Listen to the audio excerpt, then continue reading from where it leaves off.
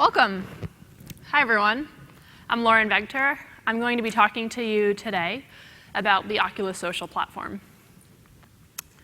I will be speaking and giving an overview of the overall platform, and then after me, Adam will come up, do a deep dive on VoIP, followed by Drew doing a deep dive on matchmaking. How many of you have built a VR app before? Show of hands. Cool, a lot of people. Is it social? Anyone? Couple? Yeah? Have you checked out our dev portal? Anyone? OK, we're going to change that today. So let's start with why build social experiences? Multiplayer games have had a long tradition of success across the gaming industry. They're particularly retentive and engaging.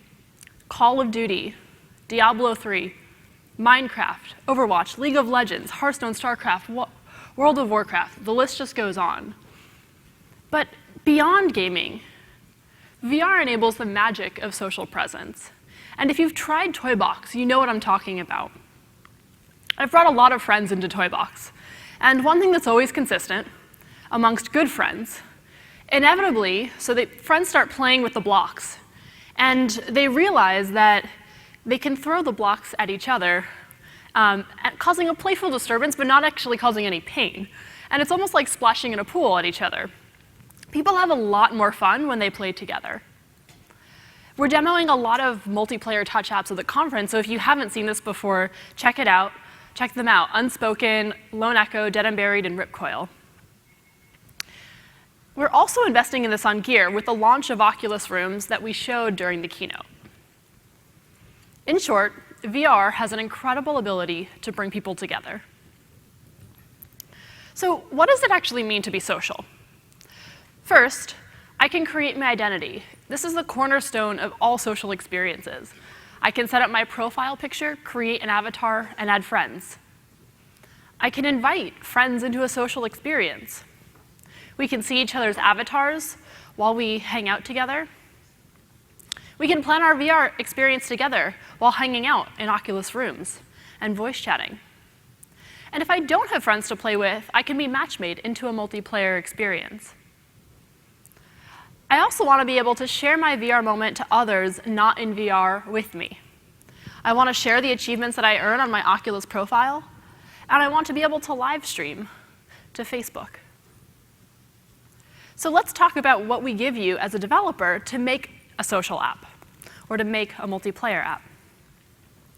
So for identity, first off, you can use our Avatar SDK. Users will customize their avatar in the avatar editor, and that avatar can be used by any app on our platform. As we mentioned during the keynote, there's over 1 billion permutations possible for users customizing their avatars. This is shipping on Rift with Touch, and will be coming early next year to Gear. You can check out the avatars talk in the next session if you're interested in learning more about avatars. You can also access a user's Oculus username and see their friends that have your app. As a developer, you could use this to create a custom leaderboard and show a user how their progress compares to their friends so that they can get a little extra competitive. To bring people together, we offer a number of APIs. First, we have an Invites API that allows users to invite friends into their rooms. This image is a basic invite flow that you get for free when you add a button into your app that calls our Invites UI.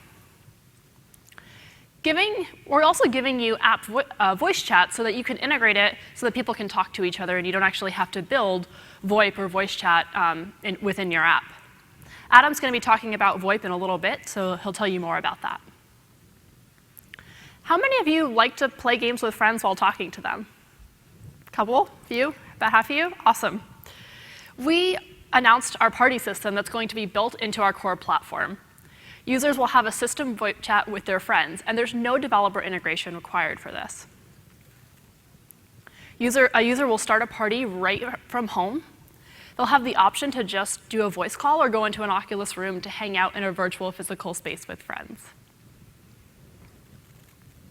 We showed off rooms in the keynote, so I'm not going to spend too much time on it here. But one key part that's particularly exciting is the app launcher section.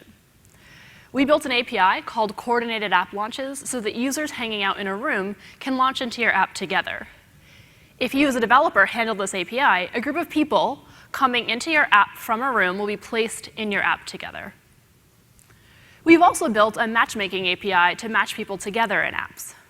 This is the best way for developers to build multiplayer experiences that connect new people to each other. So if you don't already have friends on the platform, this is a great solution. Drew is going to talk about the details of what's available today and what's coming soon. Sharing's important. And we want to make it easy for you to let users share their experience back to their Oculus profile and to the world beyond VR. We've built an achievements API that lets users of your app earn their achievements on our platform that get shared back to their profile. They show up in Home as well as in our 2D apps. And this is available for both Rift and Gear. This helps their friends discover what they've been up to and gives you organic discoverability on Oculus. We're also piloting live streaming to Facebook on Gear. As a developer, you won't have to do anything to integrate this, and it will give you reach onto Facebook. If you haven't checked out our dev portal before, you should check it out at this website. If you're considering building a multiplayer or social app, this can give you all of the tools you need to get started. Now, I'd like to welcome up Adam to tell you some more about VoIP.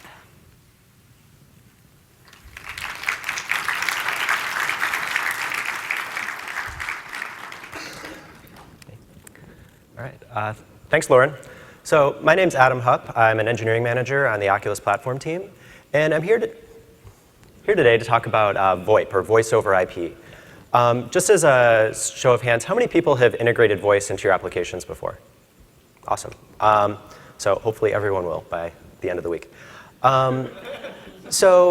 This is something I'm particularly passionate about. And we found that over the last few years, that voice is incredibly important for giving a sense of presence in VR. And so Lauren talked a little bit about Toybox. If you've ever done the demo, one of the things that really jumped out at me is how having that person's voice right in front of you and having it crystal clear and sounding perfect really adds to the experience of feeling like there's a real person there. We don't have a lot of signals about people's emotional state in VR, right? You don't see their face and things like that. But in their voice, you can hear if they're happy or sad, or they're getting frustrated, or they're really excited. So we think this is really critical for getting the full experience in any multiplayer game. One of my favorite examples was a coworker of mine went through the demo, and he came out, and I said, "What did you think of the voice quality?" Because that was sort of our quality target for what we're building. And he said, "Well, there was no VoIP. You were just there in the room together." I was like, "No, they were in like a soundproof room down the hallway." And he wouldn't believe me until we went back and looked at there actually was 2 rooms. So I think that's a quality target that we really can hit and what we should really aspire to. So throughout this talk, I'm going to talk about a few of the things that make high-quality voice particularly difficult. And then I'll go through the high-level architecture of our system and how we've solved these problems. And then I'll walk through how you can integrate these tools into your own games in Unity, Unreal Engine, and C. All right, so there's a whole lot of things that make good voice hard, but a few of the main ones. First is latency. If you've ever talked to somebody on another continent, made a phone call to India, the latency actually can make it difficult to have a really fluid conversation. You can have an extra 300 milliseconds there. And we can't speed up the speed of light, but there's a bunch of things we can do to minimize extra latency in the system. So the first one is just minimizing the network path. We don't want the packets to have to take an extra long pass, say go halfway across the world, and then go back to the person that's listening. The next one is in compression, and that's just not something you normally think about in terms of latency, but a lot of compression audio codecs require a pretty big buffer of audio to do a good job of compression. And so we've picked a codec that actually has I think the smallest latency of any codec available. It's about 20 milliseconds. And finally, another source of latency that we see is buffering. Sometimes you want to buffer up the audio in case there's hitches in the network or delays, so you don't hear an audible problem. But we want to trade that off against, again, adding more latency to the system. The next challenge is connectivity. Ideally, we're making a direct connection from one user to another, again, to minimize latency. but a lot of home users are behind firewalls or routers that make those direct connections challenging. And so there's a number of techniques for doing what we call NAT punching to make that connection possible. And in the worst case, we fall back to relaying through an intermediate server, and then we want to make sure that that server is as close as possible to the users involved. And the final challenge is compression. Voice streams aren't that bandwidth intensive, but when you have a large number of people all talking to each other at the same time, it really is worthwhile to make sure you can compress that down to an acceptable size. So we're using something called the Opus codec. It's very widely known. It has a great set of trade-offs on the perceived quality versus the bandwidth. The other one that doesn't normally fit into compression, but is kind of a compression technique, is silence detection. And so most of the time, people aren't talking. It would be pretty annoying if they were. And so there's no reason to send audio packets if they're not talking, and so we can just send like a silence packet every 500 milliseconds. All right. So those are some of the major challenges we looked at when we first started on this project. And so like any reasonable engineers, we decided we should go talk to people who know better than us about solving this problem. And so we went over to our colleagues on the Facebook Messenger team who have a world-class VoIP implementation in Messenger, and we picked their brains about how they've solved this problem. So we did a few things. We're using WebRTC, which is both a protocol and a reference implementation for voice transport over the network. It does a really nice job of solving a number of these problems. It requires a bunch of customization, but it's a good foundation. The other thing we leveraged from that team is their worldwide infrastructure for routing voice. Like I mentioned, sometimes you need to relay between the users. We'll do broadcasts in some situations. And then there's a lot of just issues around like user discovery and making sure we can find the user so the packets get to the right place. And so being able to leverage the Facebook infrastructure is incredibly valuable. So what you see in this map here is a chart of, it's actually Facebook friend connections. And it gives you a sense of the kind of distribution of users. As you probably imagine, there's users all over the place. And Facebook has network hardware wherever you can find those users, because we want the site to be fast for everybody, even if they're not in the US. And so by leveraging that network infrastructure, we can get a much higher quality experience than you would otherwise be able to if you were just doing something on your own. All right, so that's a bit about how we solved the problem. So if you want to integrate VoIP into your own applications, we've produced 3 integrations, one for Unity developers in C#, one for developers in C if you have a custom engine or you're doing your own rendering, and finally one for Unreal Engine. And so I'm going to walk through some of the basic steps for doing that integration into your own games. So in Unity, you'll notice there's not a lot of code here. And one of our goals for this project was to make it as simple as possible to get something up and running as quickly as possible. And so there's really only 3 lines. You add a VoIP audio source high-level component to the game object that represents the speaker. And then you assign that the sender ID, which is the user ID that you expect to be speaking from that position. And then we call start. And that's really all there is to it. So what happens when you call start here is that we actually send what's called an offer back to our servers. And the offer contains information about your local IP addresses and what codecs you support and things like that. And then we use a protocol called MQTT, which is a push messaging protocol. It's very lightweight, widely used, to push that message down to the recipient so that they can respond to it and you can build up a bidirectional connection. So in this case, we expect both users to call start, and that is what enables the connection. There's another mode we allow where it's more like a phone call, where you can receive a notification of the incoming connection and choose to accept or decline it. So this should really be all you really need to do to get this up and running in Unity. You can, of course, do numerous types of customization. This contains an audio source, and so you can enable spatialization so it has the right 3D position, tweak volume levels, and things like that. All right, so if you're a C developer, if you have a custom engine, or just want to drop down to something a little more low level, we do have a C API. It's the same implementation that sits underneath the Unreal and Unity implementations. So structurally, it's pretty similar. You call start to initiate the connection, and then maybe every frame or in a background thread, we pull this function to get the current audio samples, and then you play it back through your normal audio pathway. We would recommend using the Oculus Audio SDK for spatialization. It does a really good job for this environment. And finally, Unreal Engine. This has actually been one of our most highly requested features from the developers that Oculus works with. And we just landed Unreal Engine integration a few weeks ago, so it'll be coming to an upcoming Unreal release. There's really only 2 steps. Well, actually, before I get into this, one thing that's neat about Unreal is that it provides a standard set of interfaces for game services. And so instead of writing directly to our APIs, you write to the Unreal interface, and then we've implemented that behind the scenes. So you enable the Oculus service in your Unreal configuration and enable voice. And then it's just 2 lines to go set up the actual voice connection. And like I said, this isn't actually released yet, but it should be in the next, I think, a few weeks, in the next Unreal release. All right. So those are the basic steps for getting voice integrated into your engine. I did want to go over a few what I call bonus features that I think are particularly neat for adding to the experience. So the first is voice filters. Maybe your users are represented by a robot, or they want to make their voice deeper. We let you plug in a callback to process the voice stream before it gets sent out over the network. And so you can implement this in, callback in C# or in C. And you can do basically whatever you want to that audio stream. And so you might mix in music if you have a game around music, or like I said, change what the voice actually sounds like. The other one is, I think, particularly cool, although a bit of a niche feature. Most people probably won't need it, and it's time synchronization. And so what we do is we return a millisecond accurate timestamp with every voice sample, and this is the timestamp with respect to the remote client. And what this lets you do is if you have let's say you're showing an avatar and you have head and hand motions and you've got a stream of data for those hand motions, and then you've got this voice stream on the side. What happens if you have a packet loss or there's a network delay and one of those streams gets delayed and not the other one?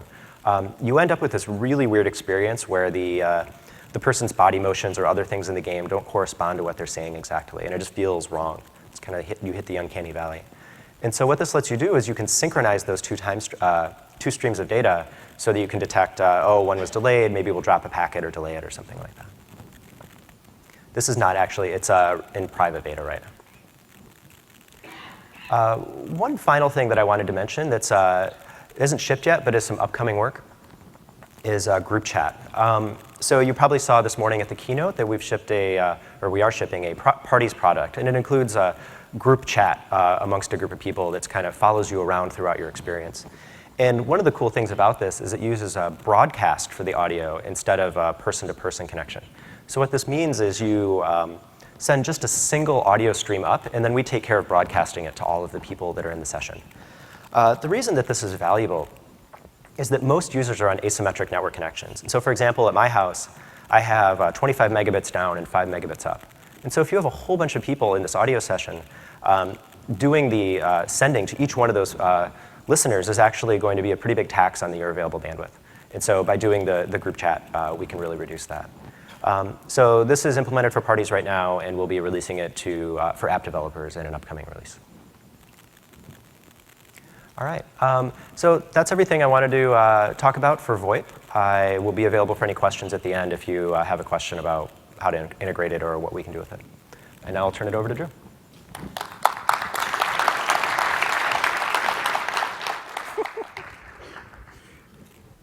Oh, sorry. Hi. I want to thank everybody for coming in and warming the room up.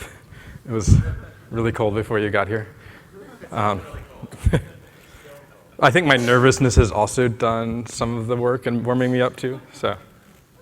Okay, so I'm here to talk about matchmaking, which is defined as you know what you want to do, but you don't know who you want to do it with.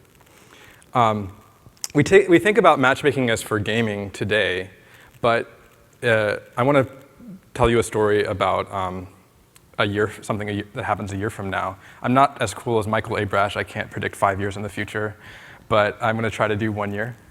So Adele, anybody Adele fans? If you're not, you have a year to become one so that this can come true for you.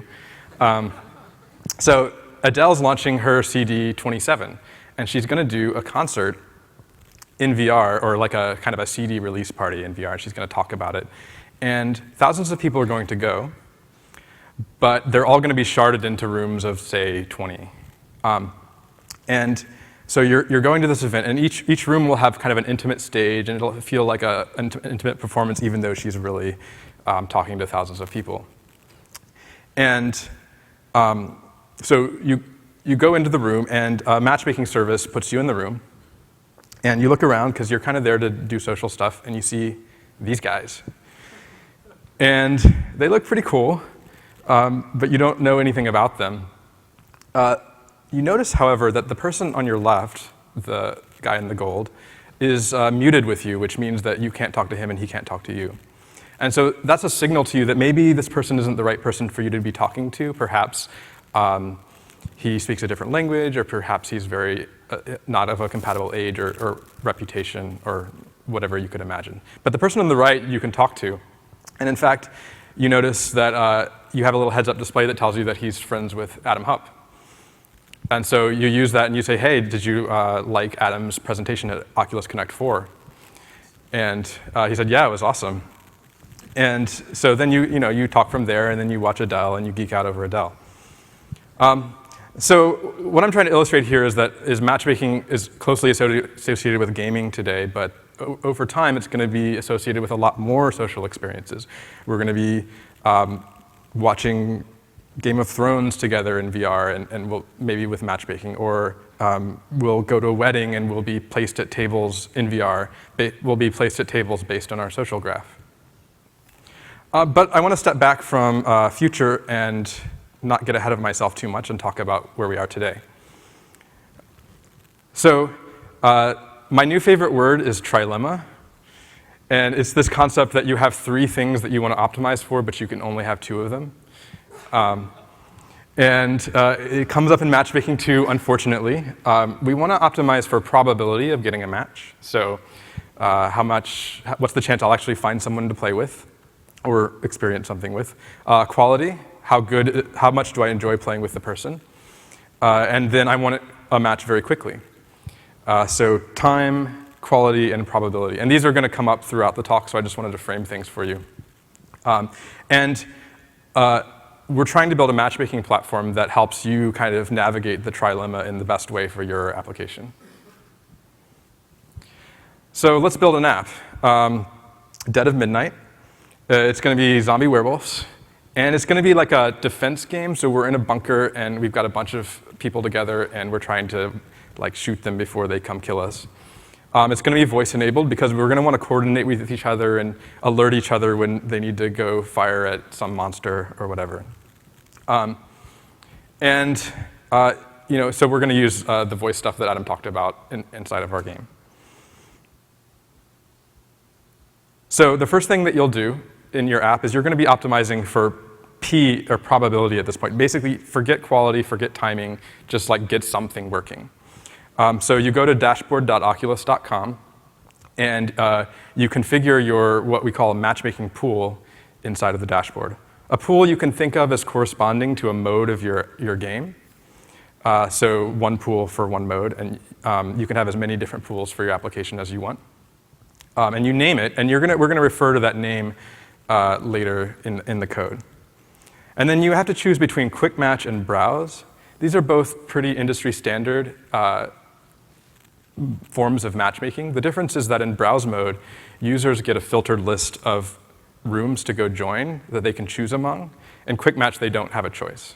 And there's different trade-offs between those two modes that I'm not going to get into today, or at least not until the Q&A. So we're going to choose quick match for this game. And then our game has rooms of 2 to 4 players. So then we head over to code. And like I said, we're going to refer to what we've done in the dashboard here.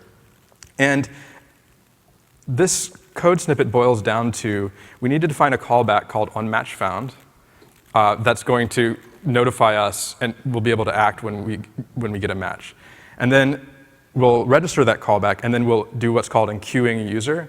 That user is going to sit in some data structure in some server somewhere, and a bunch of other users are going to show up there too, and then some algorithm is going to juggle between them and decide how to match them up. When we get a match, we extract a room from the payload, and we join that room. And this serves as two things. Rooms are like the sort of fundamental grouping mechanism that we use on Oculus' social platform. and not to be confused with Oculus Rooms, the sort of product that was announced at the keynote today, which also uses rooms under the hood. And then we join it, which is an acknowledgement that we still exist, we're still here, we didn't leave while we were waiting to be match made.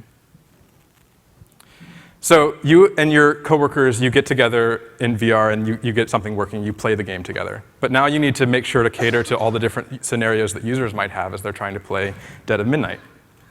Maybe you have a friend selector where people can click on friends and see what they're up to and join their rooms. And so you're going to think through all these flows, maybe you'll do a flow chart. And as you think through these things, you're going to be thinking about questions like, can friends join? In other words, are we going to be able to mix friends with strangers when we play the game? Well, our game is pretty casual, and it's all about friends and just like having fun, so we're going to allow that to happen. It's not some tournament mode where we would want to restrict that from happening. And then as people play, you're like trying to survive, and then somebody drops out. We really need somebody to come in and pick up the slack. So we do want to allow people to join games in progress. So you're going to think through these things, and then you can go and answer each of these questions on the dashboard. And what that's going to do is that's going to tell our service what to expect from your game, and we'll be able to configure the service accordingly. At this point, you're still just working on increasing probability of getting matches and catering to different user scenarios. You haven't thought about quality yet. So let's do that. So there's many things that you could do that you could imagine matching based on in any given game. But you're going to have to make some tough choices about which ones that you want to prioritize. For Dead of Midnight, because we're using voice and our game is pretty fast, we want to make sure that there's a decent latency peer-to-peer between the computers that are going to be playing the game. So we go into the dashboard and we say that we want to consider pings. And we do some Googling and we come up with some numbers that we think are acceptable for ping time. So we're going to limit, at a very minimum, 400 millisecond ping time between pairs of machines to be able to get into a room together as matched by the matchmaking service. And we're going to define a good ping time, which is basically under that. If it's under that, it's just bonus. We don't care. And the good news is we can come back and change these numbers later, but we're just making initial guesses based on some Googling at this point. The other thing that we might want to do for voice is obviously match based on language. We look around Oculus matchmaking, and we notice that matchmaking doesn't yet support language matching built in, but it does support a rich query language that we can use to do kind of whatever we want. So we go to the dashboard, and we set up an expression that asks that my language match the language of somebody that I'm playing with. And we give it a medium importance. I'll get back to what that means in the next slide. And then again, we go to the the code, and we refer to what we just set up. We set up a query called myQuery in the dashboard, and we're going to say this is what I'm looking for as a user. And I also have a property bag as a user called data settings. Data settings are things I can set, and then other people can query based on my data settings. And then we enqueue with those options. So I mentioned medium importance earlier, and this is where we start to get into like trading off quality versus time. And I'll try to talk you through how this works because I think it's important to understand how to build your apps. So let's say Alice joins the queue, and she's looking for a match. And she starts out insisting on perfection. We score all of our prospective matches on a scale between 0 and 1, 1 being perfect. Her bar is very, very high for the first, at the beginning, but then over time as she waits, she relaxes her minimum bar. By the end of what we call a ramp down period, which in this case we've shown as 20 seconds, she's as permissive as she's going to be on who she might get matched with. And what this does is it introduces a latency into our matchmaking, which gives other people the time to show up. So Roberto is in the queue, but does not speak English, and so Alice is holding out. After 5 seconds, Bob comes in. And Bob does speak English and also has a decent latency with Alice, and so Alice and Bob get matched together.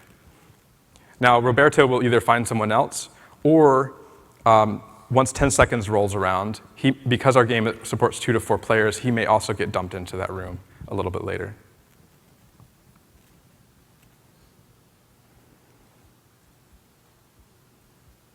So at this point, you're probably in your beta, and you've set up what you think is right, but at the end of the day, you really have no idea how things are going to behave until customers in the wild start to use it.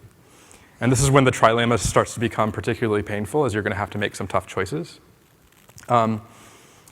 The ramp down period is one thing that you could tweak. So you could say, if users are telling you that it's taking too long to get matched, then you might want to shrink that down, and that compresses the entire scale of how long people are going to be waiting for matches.